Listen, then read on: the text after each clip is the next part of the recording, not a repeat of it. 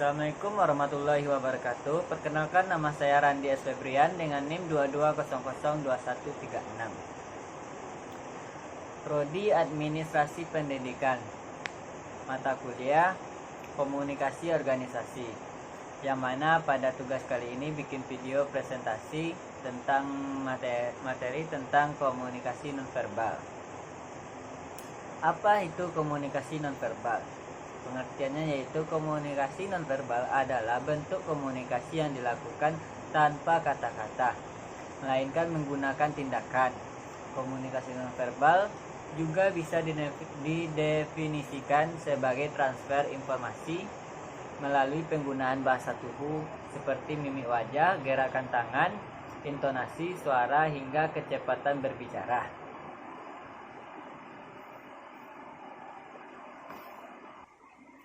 Poin selanjutnya yaitu fungsi dari komunikasi nonverbal. Fungsi utama komunikasi nonverbal adalah untuk mengirimkan makna melalui repetisi, aksentuasi, hingga komplemen. Bahkan bisa menjadi substitusi dan kontradiksi dari maksud pesan yang ingin disampaikan. Di sini saya mengambil 5 fungsi komunikasi berdasarkan panutan Mark L. Knapp tahun 1972. Yang pertama, repetisi.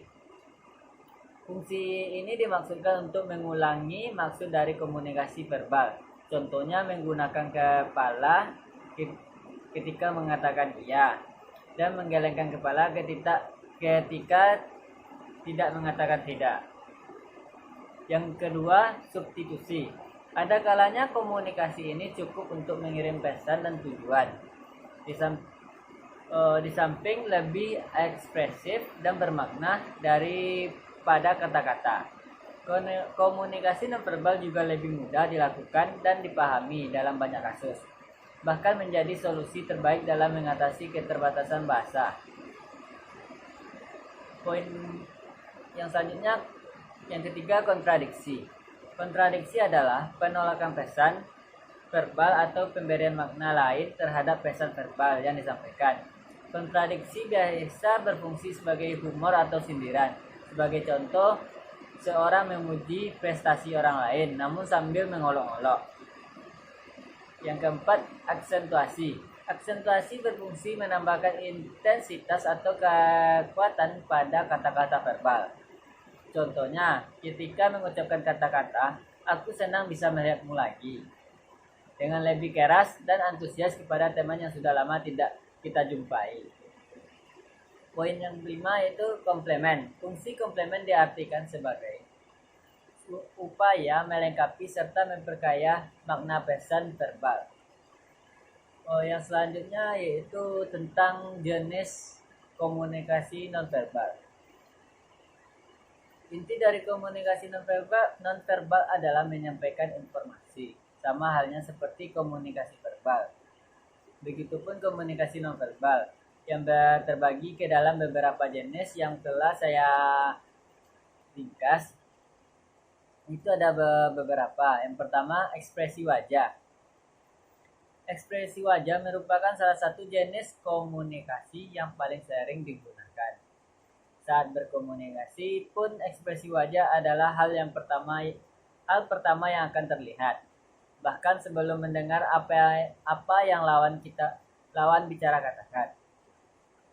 Yang kedua, gestur. Gestur atau gerakan tubuh yang paling sering digunakan dalam komunikasi nonverbal yaitu melambai, menunjuk, atau menggunakan kepala. Gestur pun juga dipengaruhi oleh budaya dalam suatu masyarakat, berbeda dengan ekspresi wajah yang universal. Yang ketiga, postur tubuh. Postur tubuh tergolong jenis komunikasi nonverbal yang dapat menyampaikan banyak informasi, terlebih jika dikombinasikan dengan gerak tubuh tertentu. Yang keempat, paralinguistik. Aspek paralinguistik dalam konteks komunikasi nonverbal meliputi nada bicara, volume suara, dan ketinggian nada yang bisa menunjukkan makna sebenarnya dalam suatu pembicaraan. Yang kelima, tatapan mata. Cara seseorang melihat, menatap, dan berkedip dinilai bisa menunjukkan berbagai emosi yang ada pada diri pembicara. Begitupun tatapan mata yang sering dijadikan patokan untuk menentukan apakah seseorang jujur atau tidaknya. Yang keenam, sentuhan. Sentuhan bisa digunakan untuk mengkomunikasikan berbagai emosi, mulai dari kasih sayang, keakraban, hingga simpati. Yang ketujuh yaitu penampilan. Penampilan bisa menentukan cara pandang dan reaksi seseorang terhadap orang lain.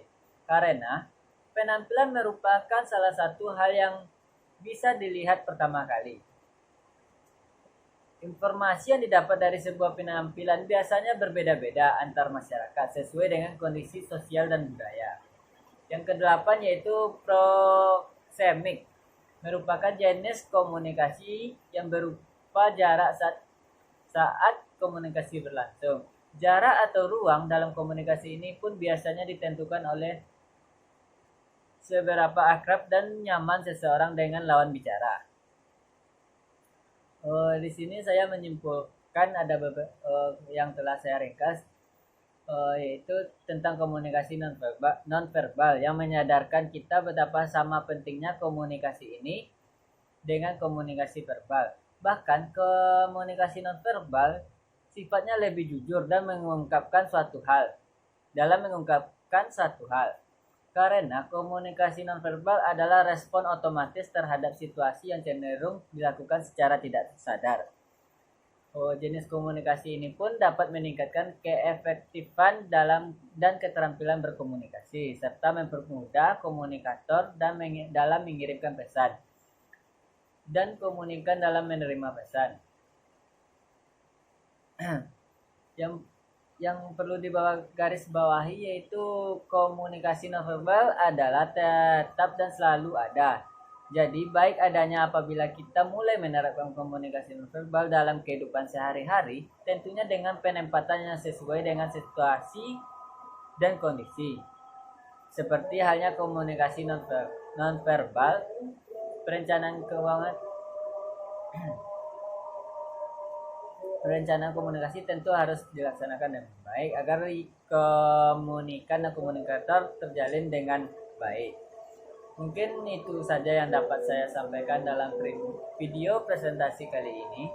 Jika ada salah dan janggal, mohon maaf. Wabillahi taufiq wal hidayah. Wassalamualaikum warahmatullahi wabarakatuh.